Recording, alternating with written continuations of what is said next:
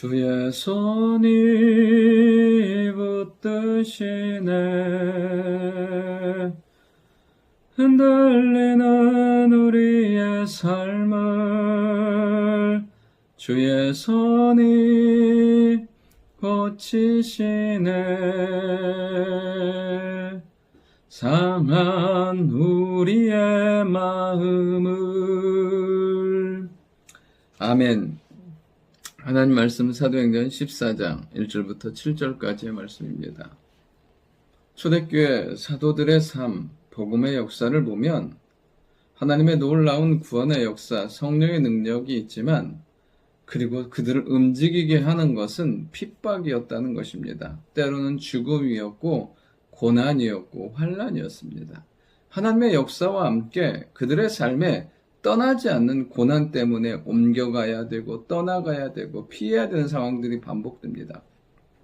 그런데 하나님은 그 피하고 도망가고 핍박 때문에 피했던 그곳에서 하나님의 성령의 역사가 일어나게 하시고 교회가 세워지게 하시고 구원의 역사가 일어나게 하시고 한마디로 믿음의 역사를 이루신 것을 보게 됩니다. 우리의 인생에도 피할 수 없는 어려움들, 문제들이 있습니다. 정말 그것 때문에 우리의 삶이 고난 가운데 들어가기도 해요. 그러나 중요한 것은 하나님은 그것을 통해서 우리의 삶의 믿음의 아름다운 역사, 우리가 이루어보지 못한 놀라운 일들은 이루어 가신다는 사실입니다. 오늘 본문을 통해서 첫 번째로 살펴볼 것은 말하니 믿게 하신다는 사실입니다. 이제 사도들이 또다시 어디에 오냐면 이고니온에서 이 사도가 두 사도가 함께 유대인의 회당에 들어가서 말하는 것을 보게 됩니다. 그들은 피했습니다. 두려움 때문에 위협 때문에 피해서 도망왔어요. 발에 티끌을 털고 왔어요. 그리고 어떻게 하냐면 이제 다시 유대인의 회당에 들어가서 말합니다. 그러니까 유다와 헬라의 허다한 무리가 믿게 되는 것을 보게 돼요. 뭐 했는데요? 말했는데요. 여러분, 복음에는 그런 능력이 있습니다. 복음에는 이런 생명의 능력, 하나님의 구원의 능력이 있다는 사실이에요. 오늘도 우리가 붙들어야 될 것은 무엇이냐면 하나님의 말씀을 붙드는 거예요. 고난 가운데, 외로움 가운데, 어려움 가운데 처했지만 그때 하나님의 말씀을 붙들면 하나님은 이렇게 믿게 하시고 구원하시고 또 새롭게 하시는 놀라운 역사를 행하시는 것을 보게 됩니다. 보면 3절에 보면 두 사도가 오래 있어 주를 힘입어 담대히 말하니 그들이 뭐 했냐면 머물면서 계속 담대하게 말하는 거예요. 위협은 존재해요. 어려움은 존재해요. 그러나 그들이 했던 건 뭐냐면 담대히 말하는 거예요.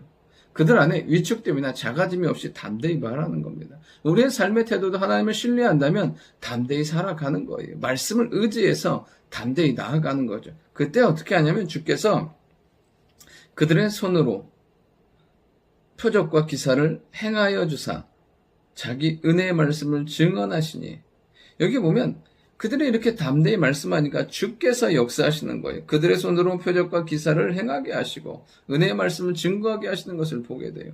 여러분, 우리가 하나님을 신뢰하며 살아갈 때 하나님은, 우리 주님은 주께서 역사하심으로 말미암아 그 말씀의 능력, 표적과 기적과 응답의 놀라운 역사들과 은혜들이 나타나게 하신다는 사실입니다.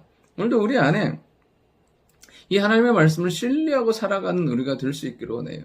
그냥 듣는 것으로, 그냥 스쳐 지나가는 것으로, 그냥 일상과 별개가 되는 것이 아니라 내 일상의 일부가 되도록, 내 삶의 원리와 내 생각의 근거가 말씀이 되도록 살아갈 때 주께서 역사하시고 은혜와 능력으로 함께 하신다는 사실입니다. 그러니까 한 말씀이라도 붙들고 그 말씀 때문에 씨름하며 애타며 나아갈 때 주께서는 그 말씀을 통해서 우리 안에 믿음을 주시고 주님께서는 놀라운 역사와 응답으로 함께 하신다는 사실입니다. 두 번째는 뭐냐면 이 말씀이 증거되고 표적과 기사가 일어나는데 나뉘는 사람들이 있다는 것입니다.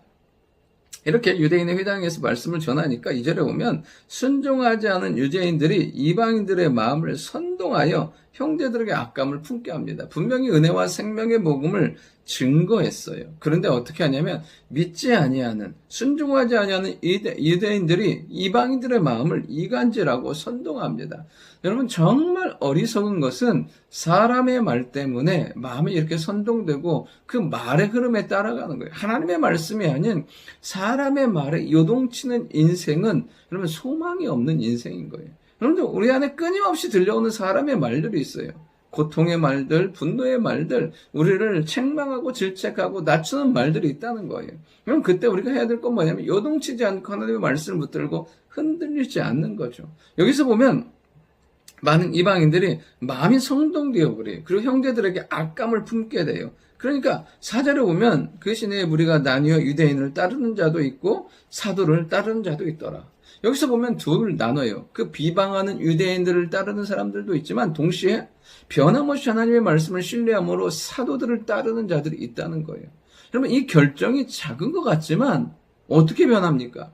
믿고 따르는 자들에게는 구원과 성령의 역사와 하나님의 놀라운 은혜가 있지만 비방하고 회방하고 멀리하는 자들에게는 아무것도 남는 게 없다는 거예요. 그 어떤 하나님의 은혜도 기대할 수 없고 하나님의 진노의 대상이 될 수밖에 없다는 사실이에요. 오늘도 우리 안에 이렇게 악하게 하는 것들, 그럼 끊임없이 사실은 우리의 마음 안에서 이렇게 선과 악이, 믿음과 불신앙이 싸워가고 있어요. 그때마다 해야 될 건 뭐냐면 불신앙의 세력을 멀리하고 믿음 안에 온전히 서갈 수 있도록 말씀 안에 견고히 서갈 때 여러분, 그 삶은 점진적으로 하나님을 향한 믿음의 역사를 향해서 나아가게 된다는 사실이에요. 오늘도 우리 안에 이런 말씀으로 선택하고 믿음으로 결정하고 기도로 응답받고 나아가는 삶이 될 수 있기를 원합니다. 마지막 세 번째는 갈 때까지 가보라는 것이에요. 또 이렇게 되니까 어떡하냐면 5절에 보면 이방인과 유대인과 그 관리들이 두 사도를 모욕하며 돌로 치려고 달려들어요. 그러니까 계속해서 핍박하는, 심지어 이제 돌로 쳐 죽이려고 해요. 그들이 알고 도망해요. 루스드라와 더베로 가서 거기서도 복음을 전해요. 거기서 하면 정말 하나님의 역사가 나타나는데 결론은 뭐냐면 돌로 쳐서 죽이려고 하는 거예요. 그러니까 어떻게 해요? 가는 거예요. 그리고 나서 루스드라와 더베 가봤어요. 안 가봤던 것이죠. 모르는 것인데 가요. 근데 거기서도 복음을 전하면 하나님의 역사를 일으켜요. 우리가 믿음으로 결단할 필요가 있어요. 한번 갈 때까지 가보는 거예요. 하나님께서 가게 하시면 가보는 거예요. 내가 가보지 않은 것, 해보지 않은 거지만 믿음으로 결정하며 나아가면 하나님은 그곳에서 일하시고 도우시고 역사하시는 거예요. 갈 때까지 가보세요. 그럼 그곳이 역사의 장소, 응답의 장소가 된다는 거예요.